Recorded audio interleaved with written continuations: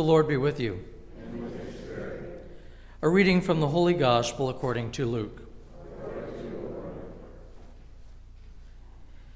Jesus journeyed to a city called Nain, and his disciples and a large crowd accompanied him.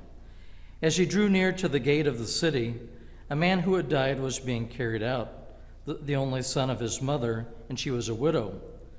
A large crowd from the city was with her. When the Lord saw her, he was moved with pity for her and said to her, "Do not weep." He stepped forward and touched the coffin. At this the bearers halted, and he said, "Young man, I tell you, arise." The dead man sat up and began to speak, and Jesus gave him to his mother. Fear seized them all, and they glorified God, exclaiming, "A great prophet has arisen in our midst, and God has visited his people." This report about him spread through the whole of Judea and in all the surrounding region. The Gospel of the Lord. Praise to you, Lord Jesus Christ.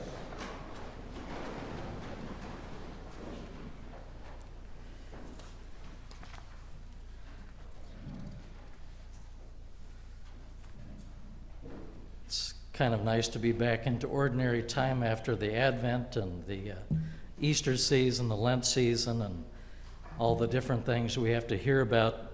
Many of them sometimes center around death, and sometimes life gets kind of hard to find. And so I was thinking, well, it's nice to get an ordinary time, but here we have a gospel about death, and here Jesus comes to take away that death. And one of the things I started to think about was, I remember when I was younger, my mom's sister had a son who was born probably about 10 years before I was. His name was Danny, and he died at the age of 10 up at Lake Michigan by drowning. And so with everything I had heard about him, I was always kind of touched by how much all of my family really loved him and how much they really missed him. And she was, at that time, my aunt's only son.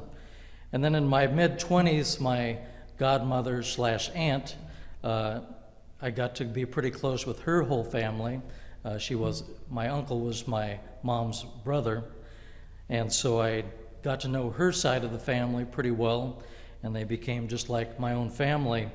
But during that time of knowing them, two of my aunt's sons had died kind of unexpectedly, probably in the 50s.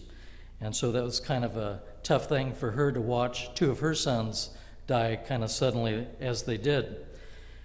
And so and then coming back here, back in 2003, my aunt, or my mom's sister once again, who was divorced by that time, had her second son who also died of pneumonia while I was back here. So there was two losses for her, for my aunt and then also for my godmother's mother. And so it was kind of a tough thing to see and to kind of look back on how death can kind of creep into our families a little bit unexpectedly.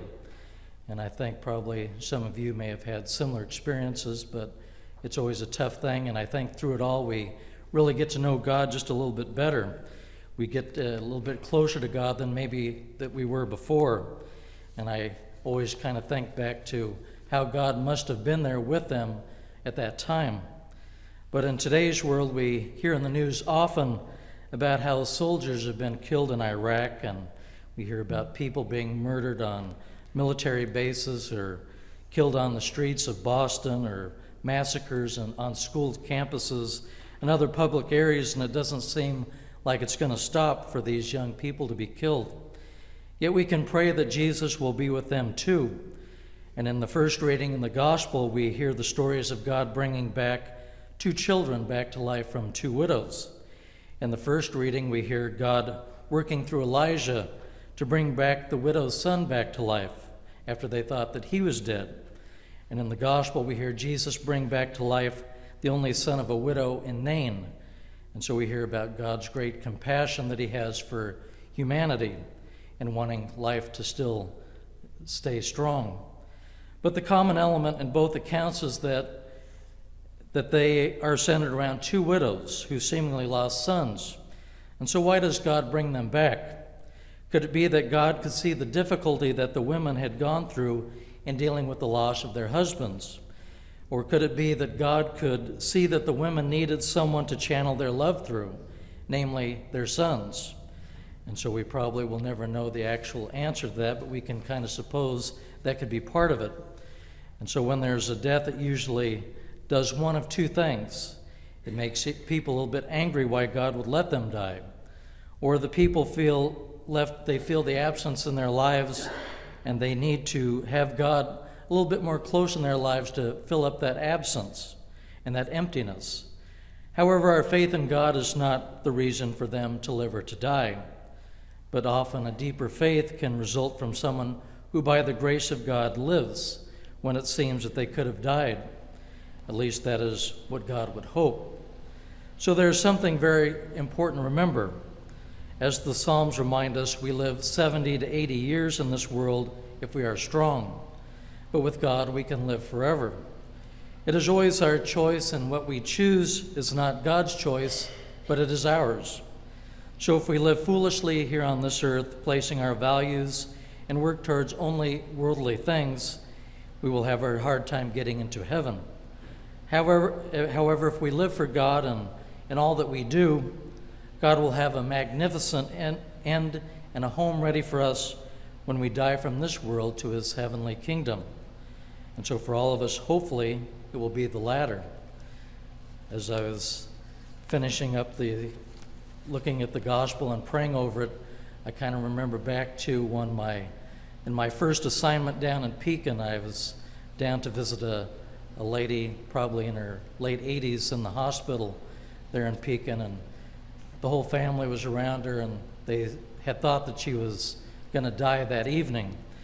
And so I remember waking up the next morning and thinking, I wonder if she was alive or what happened to her. So I came to find out about 5 months later that she actually came out of that, and she lived for another 5 months. And so they had called me about that time to take care of the funeral for them. And so it was just kind of a strange thing how God can work, and I don't know if there's ever any reason why he picks certain people over others to live, but it's always amazing to think that God too can always work through any of us to keep people alive in our lives for just a little bit longer.